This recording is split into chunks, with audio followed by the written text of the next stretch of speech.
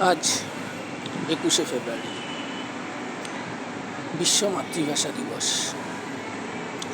এই বিশ্ব মাতৃভাষা দিবসটা কিন্তু আমাদেরই দেওয়া। এই বাংলা ভাষাকে নিয়ে যে লড়াইটা এক সময় করতে হয়েছিল, সেটা অন্য কোনো ভাষাকে নিয়ে করতে হয়। কিন্তু আজ যেন ধীরে ধীরে অন্তত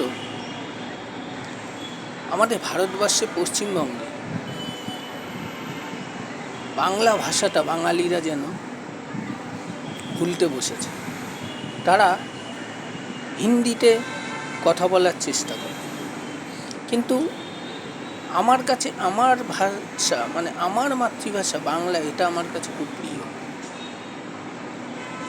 যেখানেই থাকি, যাই করি, বাংলা ভাষায় আমার কথা বলতে হয়।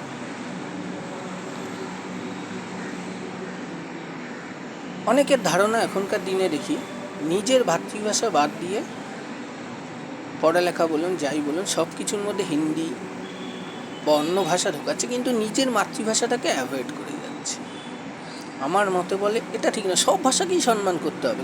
কোনো ভাষা, যেমন আমি আমার মাকে সম্মান করি, অন্যদের মাকেও আমি সম্মান করি, সেরকম ঠিক যেমন আমি আমার ভাষাটাকে সম্মান করি, ভালোবাসি, সেরকম অন্য ভাষাগুলো সম্মান করব। অপমান কাউকেই করব না, কারণ সবই ভাষা। কিন্তু আমার মাতৃভাষা আমার কাছে আমার মায়ের মতো। সেই ক্ষেত্রে কোনো আপোষ আমি করব না। যে এই ভাষাটা বলে আমি আমার মনের দিক থেকে নিজেকে সুস্থ অনুভব করতে পারি, যতই আমি অন্য ভাষা বলি না কেন।